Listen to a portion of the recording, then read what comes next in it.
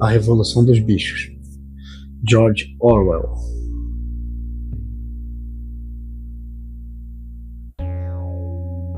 Capítulo 1. O Sr. Jones, da Granja do Solar, trancou o galinheiro para a noite, mas estava bêbado demais para se lembrar de trancar as vigias. Com o facho de luz de sua lanterna balançando de um lado para o outro, ele avançou pelo pátio, arrancou as botas na porta dos fundos, serviu-se de um último copo de cerveja do barril na área de serviço e se dirigiu para sua cama, onde a Sra. Jones já roncava. Assim que a luz do quarto se apagou, houve uma agitação e um alvoroço por todos os prédios da granja. Durante todo o dia, correram boatos de que o velho major, o porco Middlewhite premiado, tivera um sonho estranho na noite anterior e desejava comunicá-lo aos outros animais. Fora concordado que todos deveriam se encontrar no grande celeiro assim que o Sr. Jones estivesse seguramente fora do caminho. O velho major, como ele sempre era chamado, embora o nome com o qual ele fora exibido fosse Beleza de Wellington, gozava de tanta estima na granja que todos estavam prontos para perder uma hora de sono para ouvir o que ele tinha a dizer. Em um dos cantos do grande celeiro, uma espécie de plataforma elevada, o major já se encontrava instalado em sua cama de palha, sob uma lanterna que pendia de uma vigia. Ele tinha 12 anos de idade e ultimamente tinha ficado um tanto corpulento, mas ele ainda era um porco de aparência majestosa, com um ar sábio e benevolente, apesar do fato de suas presas jamais terem sido cortadas. Não demorou muito e os outros animais começaram a chegar e se instalar confortavelmente, cada um a seu modo. Primeiro chegaram os 3 cachorros, Bluebell, Jessie e Pincher, e depois os porcos, que se instalaram na palha imediatamente à frente da plataforma. As galinhas se empoleiravam nos parapeitos, os pombos voavam para o esteio, as ovelhas e as vacas se deitaram atrás dos porcos e começaram a ruminar. Os 2 cavalos de tração, Boxer e Clover, chegaram juntos, caminhando lentamente e pousando no chão seus vastos cascos peludos com grande cautela para o caso de haver algum animal pequeno escondido na palha. Clover era uma corpulenta égua maternal, chegando à metade de sua vida, que nunca conseguira recuperar sua silhueta depois do 4º potro. Boxer era uma fera enorme, de quase 1,90 m de altura, e tão forte quanto 2 cavalos comuns juntos. Uma risca branca descendo de seu focinho lhe dava uma aparência um tanto estúpida, e de fato ele não primava por sua inteligência, mas era universalmente respeitado por sua firmeza de caráter e sua tremenda capacidade de trabalho. Depois dos cavalos chegaram Muriel, a cabra branca, Benjamin, o burro. Benjamin era o animal mais velho da granja e o mais genioso. Ele raramente falava, e quando o fazia, geralmente era para fazer algum comentário cínico. Por exemplo, ele dizia que Deus lhe dera uma cauda para afastar as moscas, mas que seria melhor não ter cauda e não ter moscas. Era o único dos animais da granja que nunca ria. Se lhe perguntassem o motivo, ele diria que ele não via motivos para rir. Contudo, sem admitir abertamente, ele era devotado a Boxer. Os 2 geralmente passavam os domingos juntos no pequeno cercado além do pomar, pastando lado a lado, sem nunca falar. Os 2 cavalos haviam acabado de se instalar quando uma ninhada de patinhos que havia perdido a mãe adentrou o celeiro em fila, piando debilmente e vagando de um lado para o outro para encontrar um lugar onde não fossem pisoteados. Clover fez uma espécie de parede ao redor deles com sua grande pata dianteira, e os patinhos se aninharam ali dentro e rapidamente caíram no sono. No último instante, Molly, a estúpida égua branca, que puxava a carroça do Sr. Jones, entrou desfilando graciosamente, mascando um torrão de açúcar. Ela se posicionou perto da frente e começou a flertar com sua crina branca, esperando chamar atenção para as fitas vermelhas trançadas nela. Por último, veio a gata, que olhou ao redor como de costume e por fim se espremeu entre Boxer e Clover. Ali ela ronronou contente ao longo de todo o discurso do Major, sem ouvir a uma palavra do que ele estava dizendo. Todos os animais estavam presentes agora, com exceção de Moisés, o corvo domesticado, que dormia num poleiro na porta dos fundos. Quando o Major viu que todos já estavam confortáveis e aguardavam ansiosamente, ele limpou a garganta e começou. Camaradas, vocês já ouviram sobre o estranho sonho que tive na noite passada. Mas falarei do sonho mais tarde. Eu tenho algo mais que desejo dizer primeiro. Eu não acredito, camaradas, que estarei com vocês por muito tempo. E antes de morrer, eu senti que era meu dever passar a vocês a sabedoria que eu adquiri. Eu vivi uma vida longa. Eu tive muito tempo para pensar deitado sozinho no meu estábulo. Eu acredito que possa dizer que eu entendo a natureza da vida nesta terra tão bem quanto qualquer animal vivo. É sobre isso que desejo lhes falar. Pois bem, camaradas, qual é a natureza dessa nossa vida? Encaremos. Nossas vidas são miseráveis, laboriosas e breves. Nós nascemos, recebemos comida, apenas o suficiente para continuarmos respirando, e aqueles de nós que são capazes são forçados a trabalhar até o último átomo de nossas forças. E no momento em que nossa utilidade chega ao fim, nós somos abatidos com crueldade hedionda. Nenhum animal na Inglaterra conhece o significado de felicidade ou lazer depois que ele completa 1 ano de idade. Nenhum animal na Inglaterra é livre. A vida de um animal é miséria e escravidão. Esta é a pura verdade. Mas isso é simplesmente parte da ordem natural? Isso é porque esta nossa terra é tão pobre que não pode proporcionar uma vida decente para aqueles que nela habitam? Não, camaradas. 1000 vezes não. O solo da Inglaterra é fértil. Seu clima é bom. Ele é capaz de proporcionar comida em abundância para um número imensamente maior de animais do que os que agora habitam nela.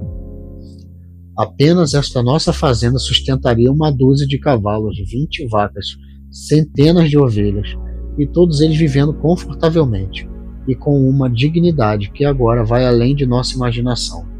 Por que então continuamos nesta condição miserável? Porque praticamente todo o fruto do nosso trabalho é roubado de nós pelos seres humanos. Aí, camaradas, está a resposta para todos os nossos problemas. Tudo resume-se a uma única palavra: o homem. O homem é o único inimigo verdadeiro que temos. Remova o homem de cena e a causa da nossa fome e do nosso excesso de trabalho será abolida para sempre. O homem é a única criatura que consome sem produzir. Ele não dá leite, ele não põe ovos, ele é fraco demais para lavrar, ele não consegue correr rápido o suficiente para apanhar coelhos. Porém, ele é o senhor de todos os animais. Ele os coloca para trabalhar. Ele lhes dá de volta o mínimo para evitar que morram de fome, e o resto ele guarda para si. O nosso trabalho cultiva a terra, o nosso esterco a fertiliza, e contudo não há um entre nós que seja dono de mais do que seu próprio couro. Vocês, vacas, que eu vejo diante de mim, quantos milhares de galões de leite vocês deram durante o último ano? E o que aconteceu com aquele leite que deveria estar alimentando bezerros robustos? Cada gota dele desceu pelas gargantas dos nossos inimigos. E vocês, galinhas, quantos ovos vocês puseram no último ano? E quantos desses ovos chocaram para se tornarem pintinhos? Todo o resto foi para o mercado para trazer dinheiro para o Jones e seus homens. E você, Clover, de onde estão aqueles 4 potros aos quais pariu, os quais deveriam ser o suporte e o prazer de sua velhice? Cada um foi vendido com 1 ano de idade. Você nunca os verá de novo. Como pagamento pelos seus 4 potros e por todo o seu trabalho nos campos, o que você já teve, exceto por suas rações cruas e uma baia. E até mesmo as vidas miseráveis que levamos não têm permissão de alcançar sua duração natural. Naturalmente, eu não posso me queixar, pois sou um dos sortudos. Eu tenho 12 anos de idade e já tive mais de 400 filhos. Esta é a vida natural de um porco, mas nenhum animal escapa da faca cruel no final. Vocês, jovens leitões sentados diante de mim, cada um de vocês vai guinchar quando suas vidas chegarem ao fim, no cepo daqui a 1 ano. Todos enfrentaremos esse horror. Parque, vacas, porcos, galinhas, ovelhas, todos. Nem os cavalos e os cães têm um destino melhor.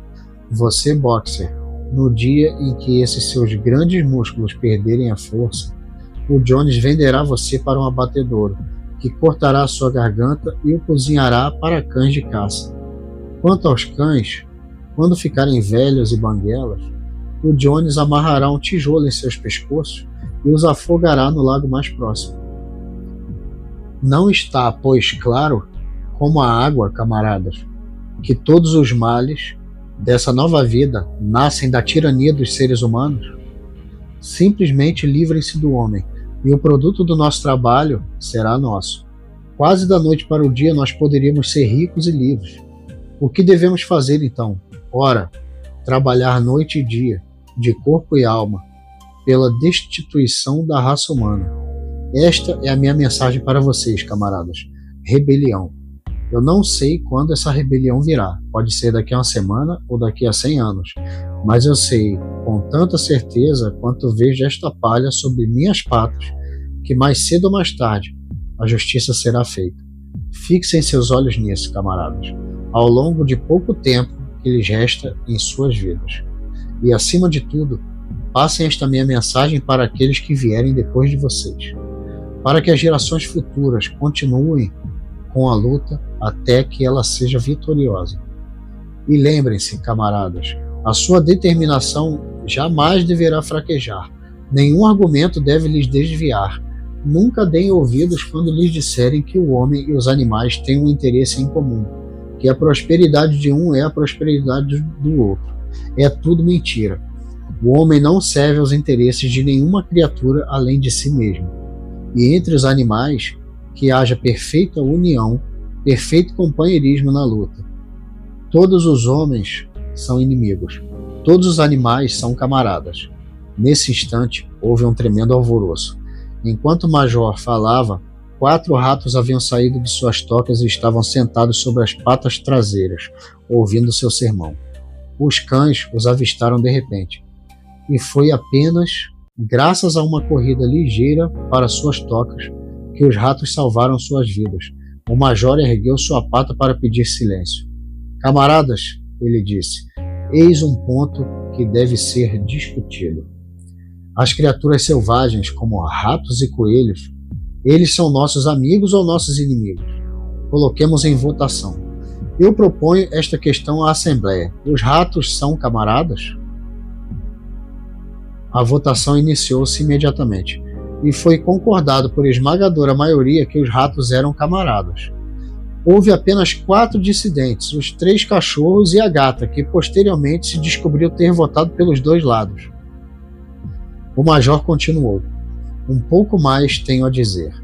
Eu meramente repito, lembrem-se sempre do seu dever de inimizade para com o homem e todos os seus costumes.